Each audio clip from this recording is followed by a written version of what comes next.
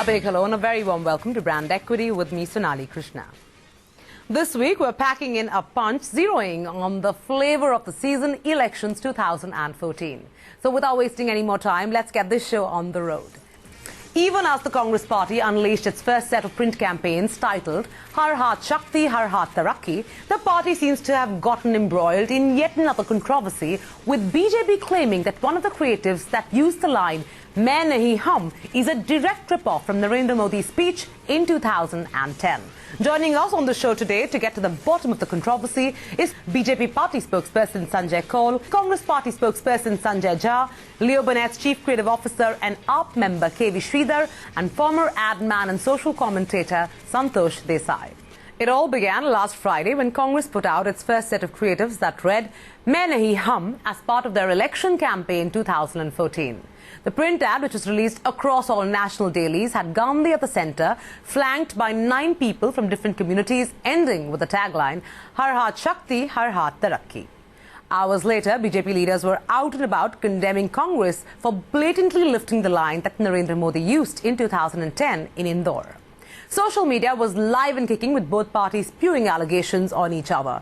Well, to get to the bottom of it, I have with me Sanjay Jha, National Spokesperson, Congress Party, Sanjay Kaul from the BJP, KV Sridhar, Chief Creative Officer of Leo Burnett, and also a member of AAP, and Santosh Desai, a former ad man and social commentator. Thank you so much for joining us, gentlemen. And Mr. Kaul, I'd like to come to you first, and I want your first reaction to the campaign that was put out by the Congress last Friday, Main Nahin Hum, and the fact that BJP leaders have been shouting, across social media and other platforms that this has been an absolute rip-off, so to speak, because this was really Narendra Modi's lines. So your first comments on the Congress campaign that was unleashed over the weekend.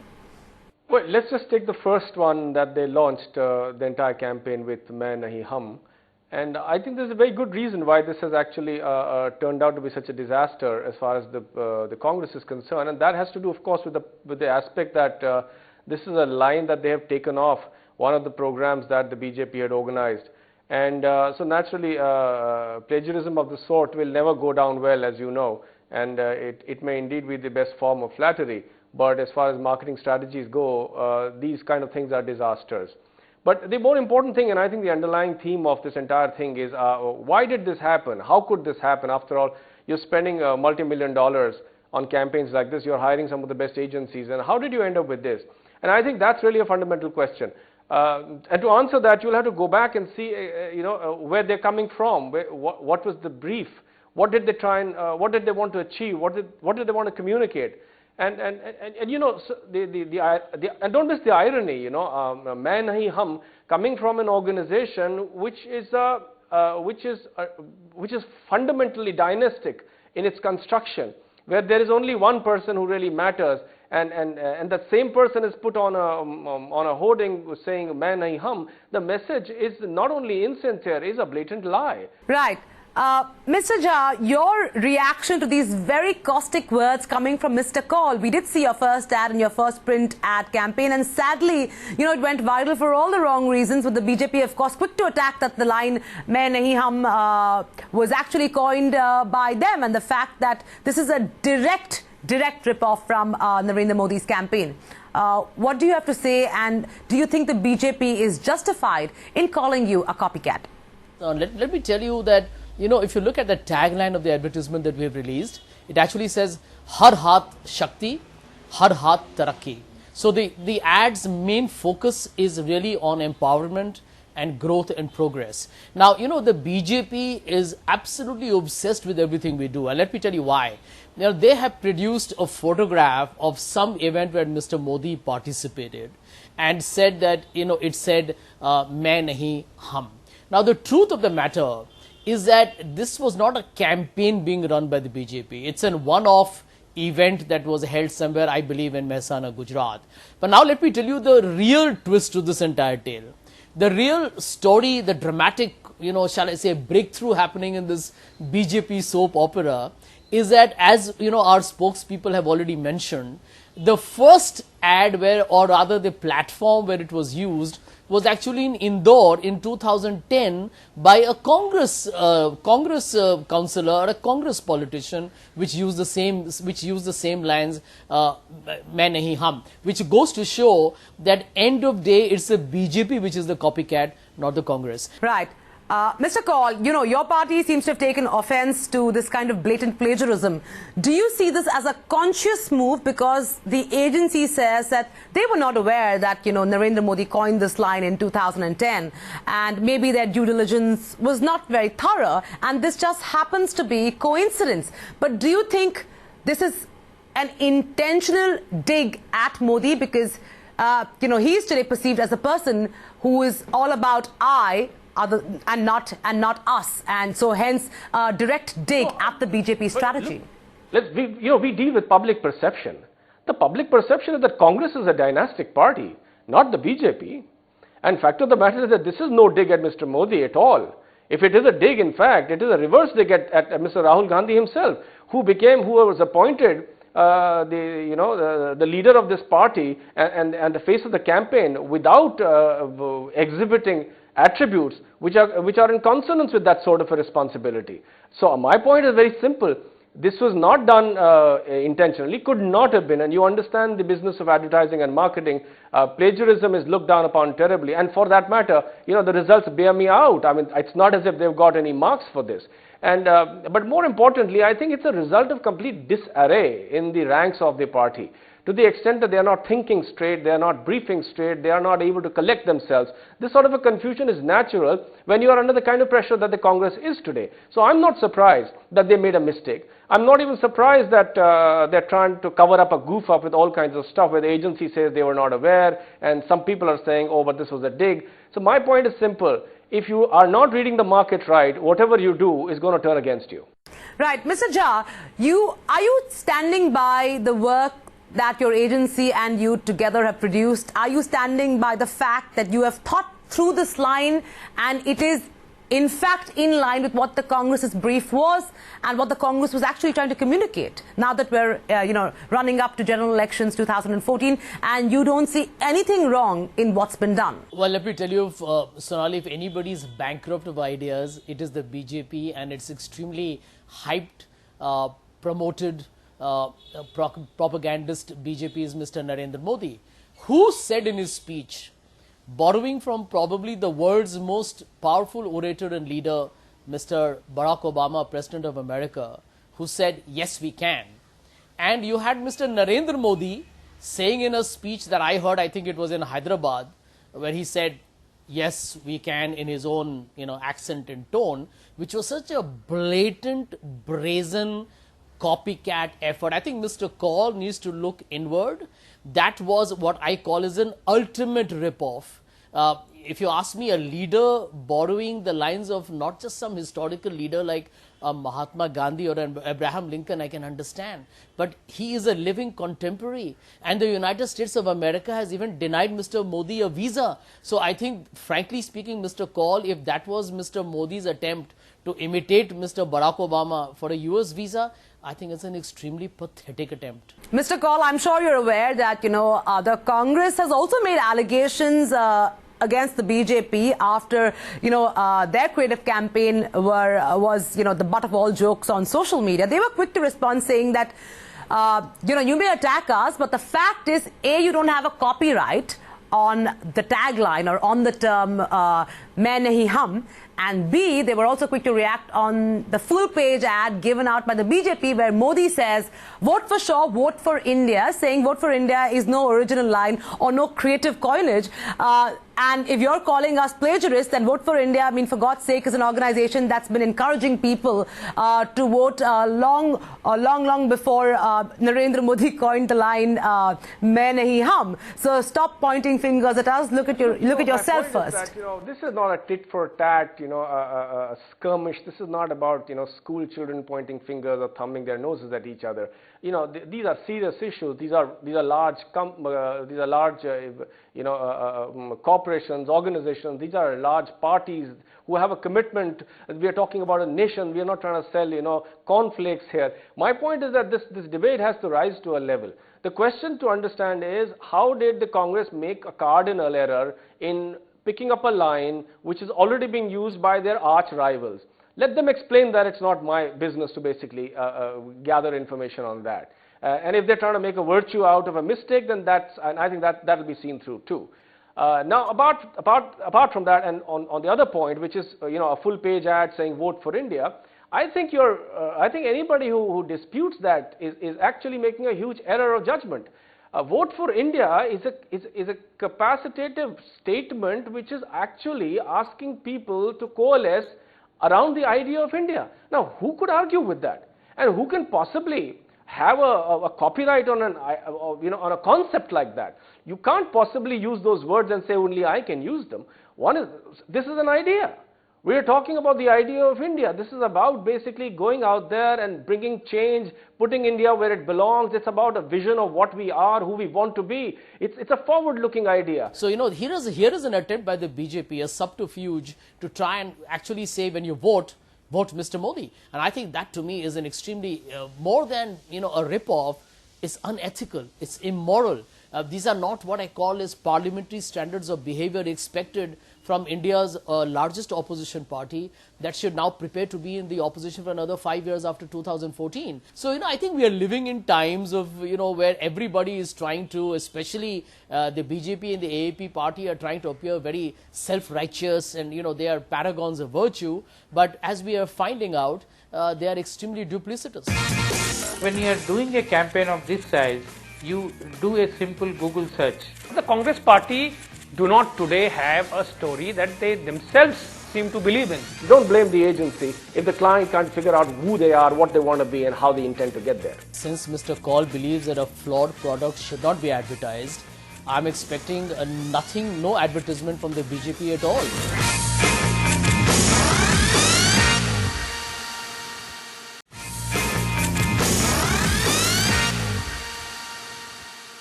At this point, I'd like to, bring in, the ad folks in. I mean, Santosh, would like to bring you in at this point. I mean, do you think the Congress campaign is a direct dig at Modi? No, of course it was a dig at Modi. There's no question about it. In fact, it goes on to explain the fact that, no individual can solve the problems of a country. I mean, so it very clearly is a dig at Modi in that sense. But it's not much of a dig because, you are, sort of then showing Rahul Gandhi in the, sort of larger than life and a whole bunch of other people sort of, flanking him, clearly who are subordinate. I mean, so the fact that, one person cannot solve the problems of this country is not a proposition. It's a lame sort of a exercise in saying that the other, in a sense acknowledges somebody else's strength. When you say that however strong an individual, one person cannot solve the problems of, in effect it is saying that. It acknowledges the fact that the other person is the presumptive front runner. And there is nothing in your own proposition that argues that the power of the collective has shown results. There is nothing in the Congress's style of functioning that suggests that it's a cohesive collective that has been working, meshing together seamlessly to produce wonderful results for the country. So, attacking somebody else makes sense on a platform if that is your strength. And if you can demonstrably show that to be something that, is yours. You are a dynastic organization where everything runs through the high command. There is no inner party democracy. On what basis can the Congress talk in terms of, collective leadership in any meaningful sense? So, really, to my mind, it's the Congress not having decided what is its story. Pops, are you in agreement with Santosh? Do you think it was a cardinal error by the agency and the Congress who together, maybe didn't do their due diligence directly or, decided that it doesn't matter if one term has been used by some politician at some point, as long as it is delivering the essence of the party?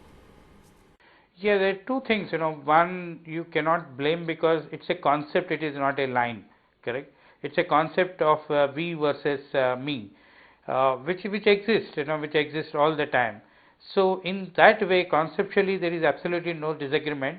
But when you are doing a campaign of this size, you do a simple Google search of your line.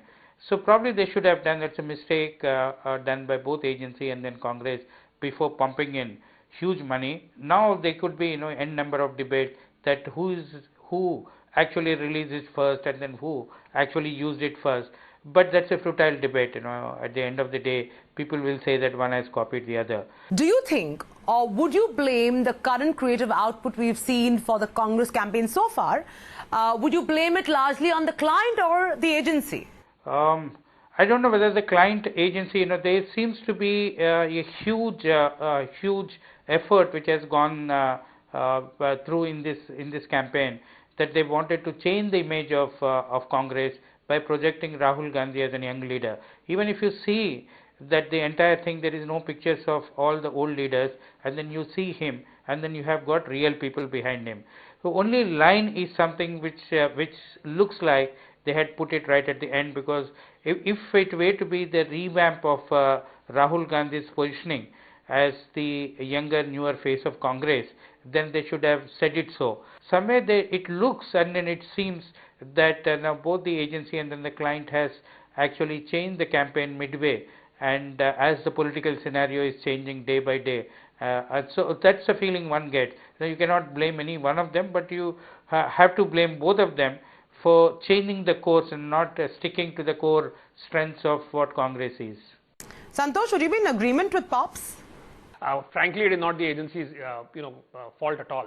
Here you have a government that is clueless. Forget, and therefore it is not surprising that the Congress party in its, in what the Prime Minister says and what the ministers say, do not today have a story that they themselves seem to believe in.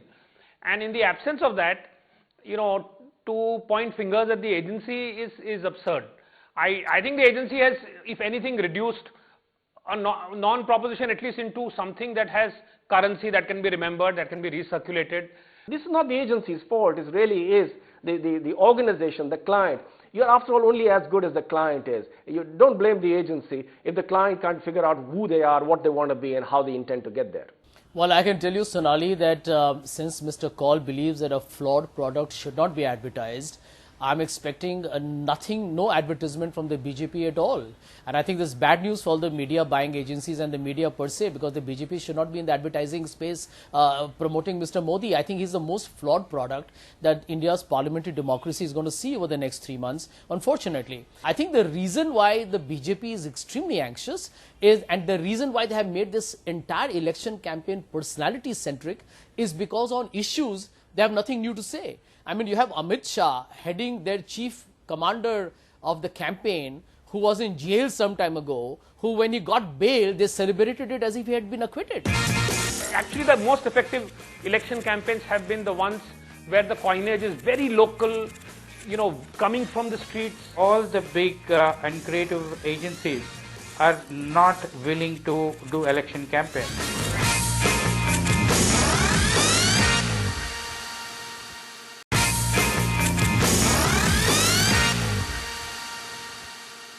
Santosh, if I can bring you in and really address the larger question now, which is that do you really see a bankruptcy of ideas here when one talks about political campaigning? I mean, you're a person who's really a veteran of sorts, has seen a large number of political campaigns. Do we see a compromised product in terms of creativity here?